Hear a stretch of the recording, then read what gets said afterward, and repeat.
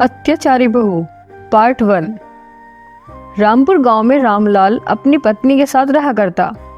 रामलाल और उसकी पत्नी बहुत ही अच्छे इंसान थे।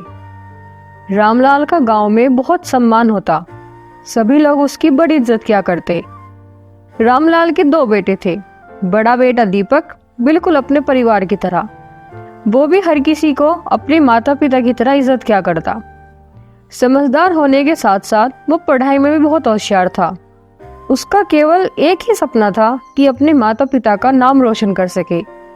इसी कारण वो दिन रात मेहनत करता, जिससे वो विदेश जाकर पढ़ाई कर सके और एक अच्छी नौकरी पा सके। लेकिन दूसरी तरफ उनका छोटा बेटा अजय बिल्कुल भी अपने परिवार की तरह नहीं था। दूसरों की इज्जत करना बहुत बड़ी बात थी, वो अपने माता पिता की भी इज्जत नहीं करता।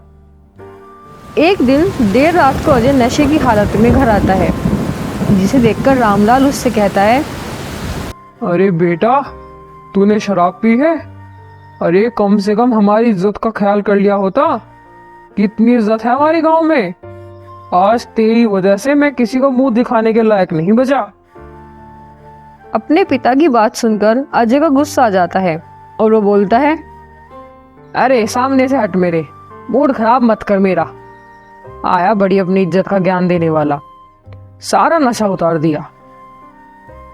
इतना कहकर अजय अपने कमरे में चला जाता है और जाकर ऐसे सो जाता है जैसे कुछ हुआ ही नहीं हो। इधर बेचारा रामलाल उदास चेहरा लेकर घर के बाहर बैठ जाता है और बड़े ही उदासी से भगवान से प्रार्थना करते हुए बोलता है, हे भगवान, किस बात का बदला ले रहा है तू मुझसे? ऐसी कौन सी गलती कर दी मैंने जिससे तूने मुझे ऐसी औलाद दी? एक तरफ तो तूने मुझे राम जैसा बेटा दिया, दूसरी तरफ रावण जैसा। बस इतना कहकर रामलाल रोने लगता है। तभी उसकी पत्नी अनीता वहां आ जाती है और अपने पति को उदास देखकर बोलती है, आप इतना परेशान मत होइए, अभी अजय नादान है, धीरे धीरे उसे समझ आ जाएगी। एक दिन वो भी जरूर सुधर जाएगा। चलिए अब आप खाना खा लीजिए। अनीता ने अजय को बहुत लाड प्यार से पाला था, क्योंकि अजय उसका सगा बेटा था, जबकि दीपक को जन्म देने के बाद ही उसकी माँ की मौत हो गई थी। अपने बेटे की अच्छी परवरिश के लिए रामलाल को दूसरी शादी करनी पड़ी थी, लेकिन ना ही दीपक को और ना ही अजय को इस बात के बारे में कुछ पता था। एक दिन सुबह सुबह स्कूल जाने से पहले दीपक अपने पिता से बोलता है, पिताजी, आज मेरे स्कूल में बहुत बड़ा एग्जाम है। अगर आज मैंने इस एग्जाम में अच्छे नंबर ला दिए तो मुझे विदेश जाने के लिए स्कॉलरशिप मिल जाएगी। अपने बेटे की बात सुनकर रामलाल उससे बोलता है, अरे बेटा, मुझे तुझ पर पूरा यकीन है। तू देखना, तू ही सबसे ज्यादा नंबर लाएगा और विदेश भी जरूर जाएगा। जा बेटा, मेरा आशीर्वाद तेरे साथ है।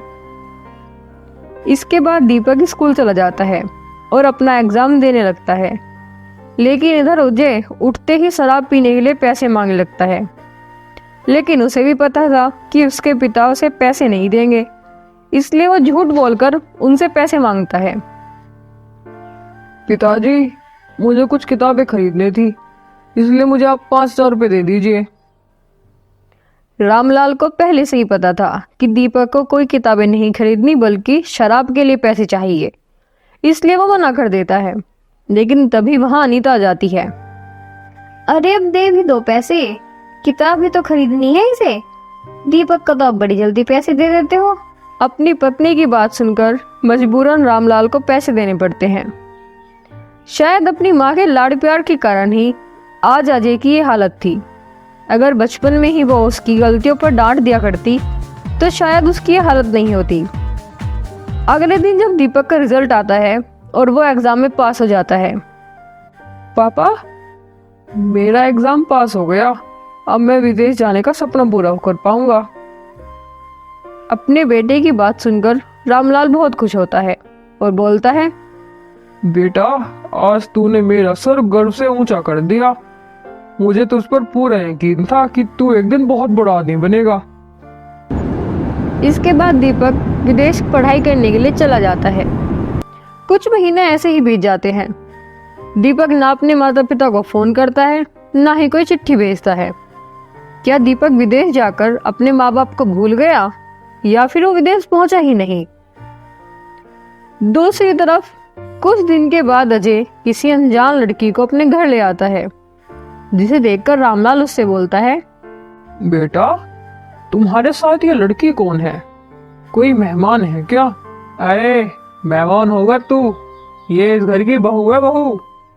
और हाँ, इसका नाम रानी है। जल्दी से माँ को बुलाओ और जरा अपनी बहू को गृह प्रवेश करा देगी। तभी अनीता वहां जाती है, लेकिन अब वो कुछ नहीं बोलती और चुपचाप अपनी बहू को गृह प्रवेश करा देती है। अजय जिस लड़की को शादी करके लाया था वो संस्कारी तो बिल्कुल भी नहीं थी, एक किस्म की आवारा लड़की जो अजय की तरह नशा भी किया करती और शादी के अगले ही दिन वो अपना रंग दिखाना शुरू कर देती है।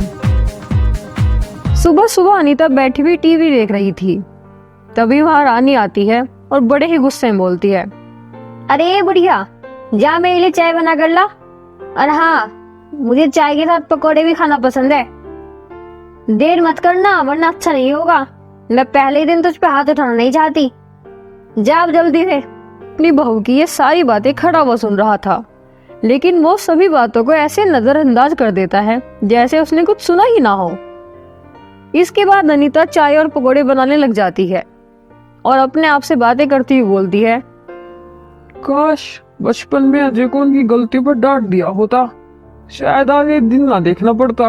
अब अनीता को अपनी गलती का एहसास हो रहा था, लेकिन अब बहुत देर हो चुकी थी। अब पछताने से कोई फायदा नहीं था। उस दिन से अनीता और रामलाल ही घर का सारा काम किया करते। रामलाल को बहुत पहले से ही दिल की बीमारी थी, इसलिए वो ज्यादा देर तक काम नहीं कर सकता था, लेकिन मजबूरी में उसे भी काम करना पड़ा। एक दिन की बात है, जब रामलाल घर में पोछा लगा रहा था, तभी मेज से टकरा जाता है और बेहोश होकर गिर जाता है। उसके सर से खून निकलने लगता है। गिरने की आवाज सुनकर अनीता चिल्लाती हुई आती है और अपने पति को बेहोश देखकर घबरा जाती है। अरे क्या हुआ आपको? अजय बेटा, बहू जल्दी आओ, देखो तुम्हारे पिताजी बेहोश हो गए। अपनी माँ की चिल्लाने की आवाज सुनकर भी अजय और रानी उठकर नहीं आते। अरे ये बुढ़िया इतना क्यों चिल्ला रही है? चैन से सोने भी नहीं देती। लेकिन बार बार चिल्लाने की आवाज सुनकर अजय नीचे आ जाता है और बोलता है, क्या हुआ माँ, तुम क्यों इतना चिल्ला रही हो? बेटा हाँ देखो तुम्हारे पापा बेहोश हो गए हैं, जरा एक बार डॉक्टर को बुला दो। लगता है इन्हें दिल का दौरा पड़ा है। अगर जल्दी डॉक्टर नहीं आया तो ये मर जाएंगे। बेटा जल्दी से डॉक्टर को फोन कर दे। अरे माँ बेहोशी तो हुए हैं, मर थोड़ी गए हैं। आ जाएगा थोड़ी देर में होश, तुम परेशान मत हो और ना हमें करो। तभी रानी वहां जाती है और अनीता अपने बेटे को ऐसा बोलता हुआ देख अपने आप पर काबू नहीं रख पाती और अजय को थप्पड़ मार देती है, जिससे अजय को बहुत गुस्सा आता है। वो बस अपनी माँ को उल्टा हाथ उठाने ही वाला था, लेकिन तभी रानी अनीता को धक्का दे देती है। अनीता नीचे गिर जाती है और अनीता के सर में चोट लग जाती है और खून निकलने लगता है। अनीता रोने लगती है, लेकिन तभी रानी बोलती है, देख कितने हाथ चलते हैं इस बुढ़िया के। मैंने तुमसे पहले ही कहा था इन दोनों को घर से निकाल दो, पर नहीं, तुम्हें तो संस्कारी बनना था। एक तो इन दोनों को घर में रखो, ऊपर से इनसे मार भी खाओ। आज मेरी एक बात ध्यान से सुन लो, जे तुम या तो इन दोनों को घर से निकाल दो, नहीं तो मैं खुद निकाल दूंगी। हाँ रानी तुम सही कह रही हो, बहुत हुआ, बस दोनों घर से निकाल ही देता हूँ। इसके बाद अजय अपने बूढ़े माँ बाप को धक्का मारकर घर से निकाल देता है। उनका सारा सामान भी बाहर फेंक देता है और अंदर आकर आराम से सो जाता है। इधर बेचारी अनीता अपने पति को मरता हुआ देख रही थी, लेकिन उसकी मदद करने वाला कोई नहीं था। अब ऐसा लग रहा था कि रामलाल कुछ ही पलों का मेहमान है। लेकिन तभी गांव के कुछ लोग वहां आ जाते हैं और अनीता से पूछते हैं, अरे बहन अनीता, ये रामलाल को क्या हुआ? इनके सर से खून क्यों निकल रहा है? इतना सुनकर बस अनीता रोने लगती है और रोते हुए बोलती है, बस क्या बताऊं भाई, पता नहीं भगवान हमसे कौन से जन्म का बदला ले रहा है। एक बेटा तो विदेश जाकर अपने माँ बाप को भूल गया और दूसरा शादी होने के बाद भूल गया। अब तुम ही बताओ भाई, हम कहाँ जाए? अब इस उम्र में हम क्या करें? देखो भाई, इनके सर पर कितनी चोट लगी है। अब पता नहीं ये बचेंगे भी या नहीं। इतना सुनते ही गांव के लोग एम्बुलेंस को फ़ोन कर देते हैं और कुछ ही देर में वहां एम्बुलेंस भी आ जाती है। रामलाल को हॉस्पिटल ले जाया जाता है। हॉस्पिटल में इलाज के बाद डॉक्टर उनसे बोलता है, बस बहन जी, अगर आप थोड़ी और देर कर देती ना तो शायद हम इनको नहीं बचा पाते। और हाँ, अब आगे से ध्यान रखिएगा, याद रहे ये कम से कम 1 साल तक आराम करे, इनसे कोई काम ना कराइएगा। इतना कहकर डॉक्टर वहां से चला जाता है। कुछ देर के बाद नर्स वहां आती है और फीस जमा करने के लिए बोलती है, जो कि 50,000 रुपए थी। लेकिन अनीता के पास 50,000 तो क्या 50 रुपए भी नहीं थे। लेकिन गांव के सभी लोग मिलकर आपस में कुछ पैसे इकट्ठे कर डॉक्टर को फीस दे देते हैं। इसके बाद अनीता और रामलाल हॉस्पिटल से वापस आ जाते हैं, लेकिन अब उनके पास रहने के लिए कोई ठिकाना नहीं था, इसलिए उन्हें मजबूरी में एक वृद्ध आश्रम में जाना पड़ा। वो दोनों वहां रहने लगे। ऐसे ही कुछ महीने बीत जाते हैं। ना ही अजय उनसे मिलने आता है और ना ही दीपक का कोई अता पता था। लेकिन एक दिन दीपक विदेश से लौट आता है और अपने घर आ जाता है। अरे भैया, माँ पापा कहाँ है? कहीं दिखाई नहीं दे रहे। और ये लड़की कौन है? पहले कभी नहीं देखा इनको। कोई पड़ोसी है क्या? दीपक की बात सुनकर अजय घबरा जाता है, क्योंकि अपने माता पिता को तो उसने घर से निकाल दिया था, लेकिन ये घर दीपक के नाम भी था, इसलिए वो इसे नहीं निकाल सकता था, ना ही सच्चाई बता सकता था। इसलिए वो बात को घुमाने की कोशिश करने लगता है और बोलता है, अरे ये तुम्हारी भाभी है।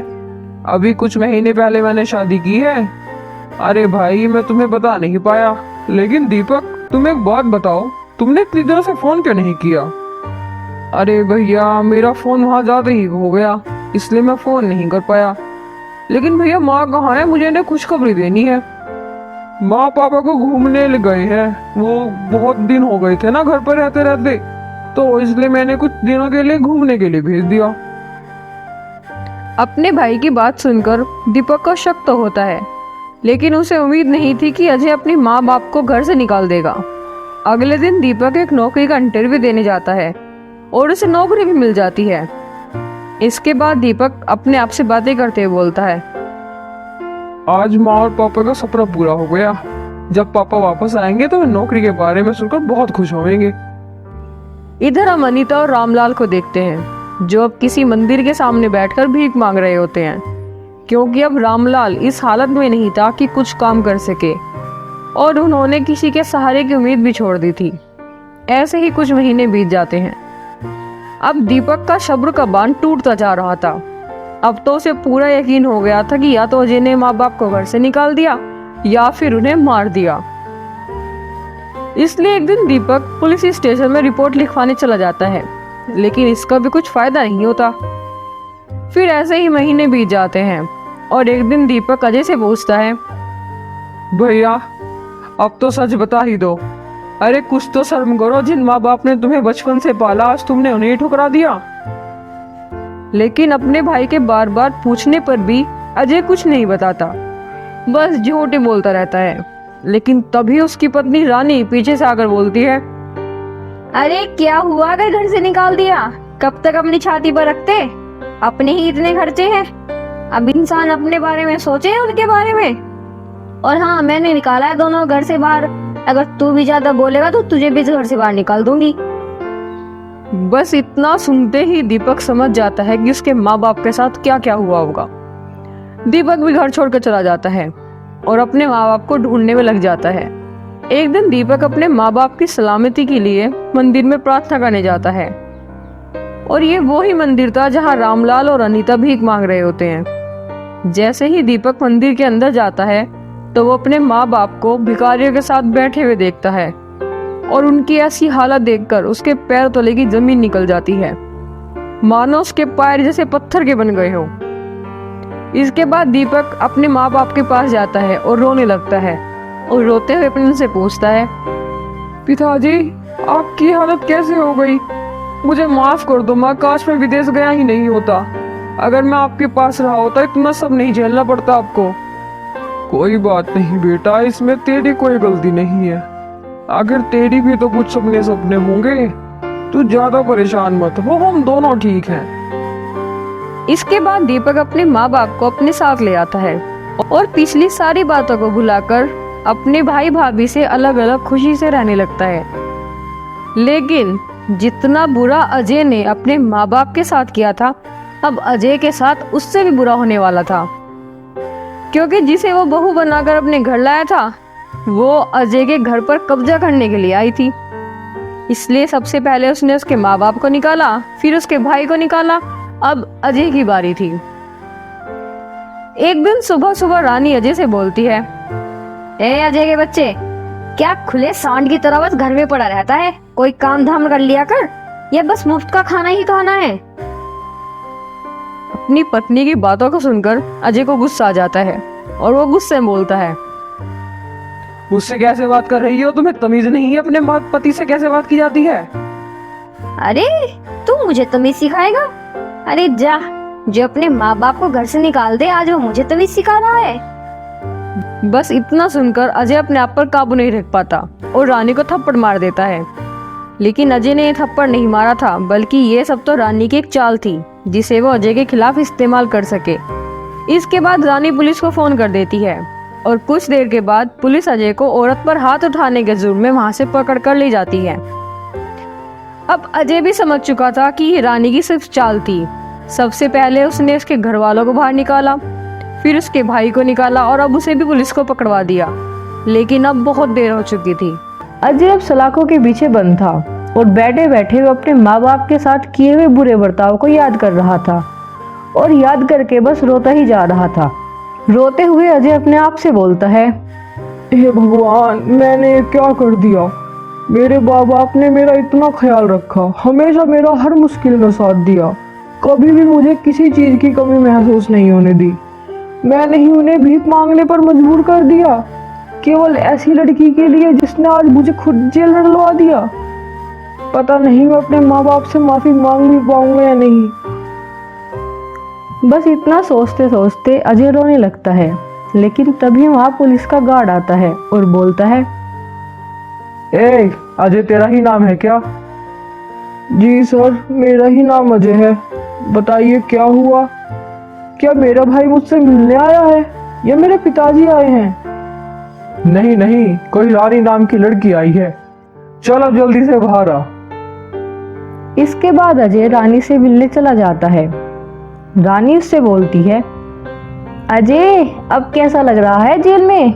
खाना पसंद आया है नहीं? रानी की बातों को सुनकर अजय को बहुत बुरा लगता है और वो रानी से पूछता है, अब तुम यहाँ क्यों आई हो? अब तो तुम्हें मेरा घर और सारा पैसा मिल गया है, अब क्या चाहिए तुम्हें मुझसे?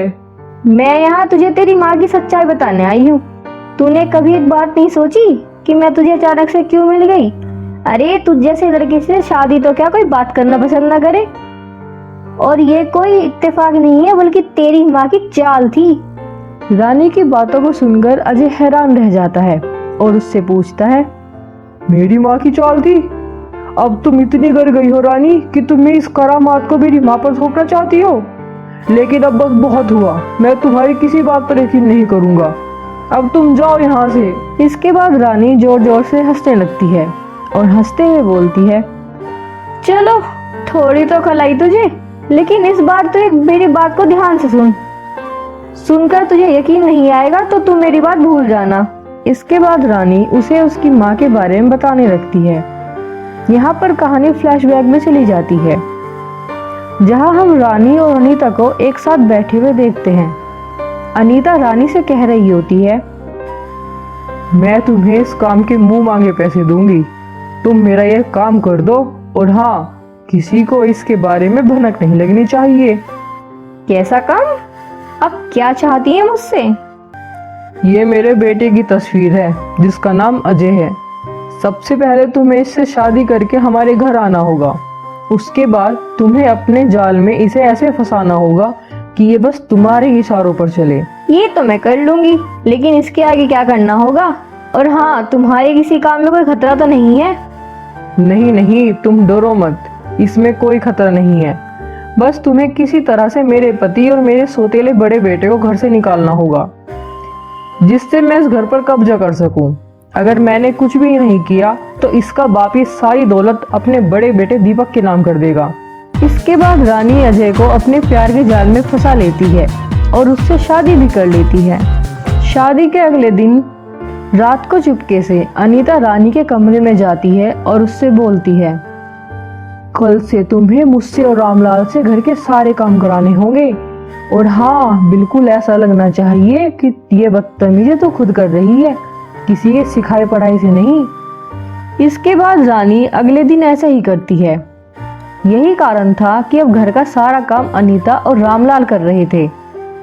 जब कभी भी रामलाल पुलिस में रिपोर्ट करवाने की बात करता तो अनीता उसे घर की इज्जत का बहाना देकर रोक लेती। अनीता का प्लान बिल्कुल ठीक चल रहा होता है, लेकिन कुछ दिन बीत जाने के बाद एक दिन रानी बैठी हुई सोच रही होती है,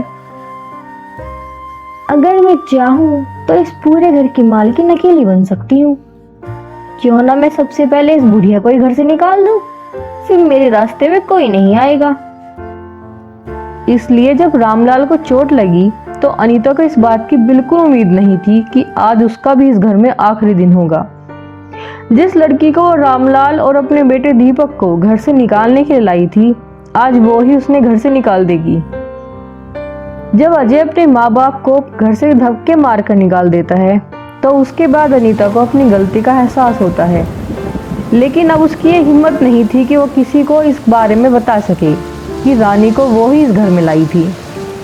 इसलिए ना ही वो किसी से मदद मांगती है, ना ही वो गांव वालों की मदद करने के आने पर उन्हें कुछ बताती है। अपनी गलती को मानकर बस वो ऐसे ही गम में जीने लगती है। इसके बाद कहानी प्रेजेंट में आ जाती है और रानी अजय से बोल रही होती है, हाँ, एक बात और जो तुझे आज तक पता भी नहीं थी, दीपक तेरा सगा भाई नहीं बल्कि सौतेला भाई है। रामलाल ने तेरी माँ अनीता से दूसरी शादी की थी। तेरी माँ को शक था कि कहीं तेरा बाप सारी जायदाद बड़े बेटे के नाम न कर दे। रानी की ये सारी बातें सुनकर अजय को ना चाहकर भी इन बातों पर यकीन आ जाता है, क्योंकि वो भी जानता था कि रानी उसकी जिंदगी में अचानक से आई थी और कोई भी लड़की किसी ऐसे आदमी से शादी कैसे कर सकती है जिसका काम केवल शराब पीना हो। इसके बाद अजय फूट फूट कर रोने लगता है और बोलता है, माँ, आपने ऐसा क्यों किया? मुझे लग रहा था कि इस सब का जिम्मेदार मैं हूँ, लेकिन आपने जायदाद के लालच में आकर हमारा घर ही तोड़ दिया। बस इतना कहकर अजय रोने लगता है।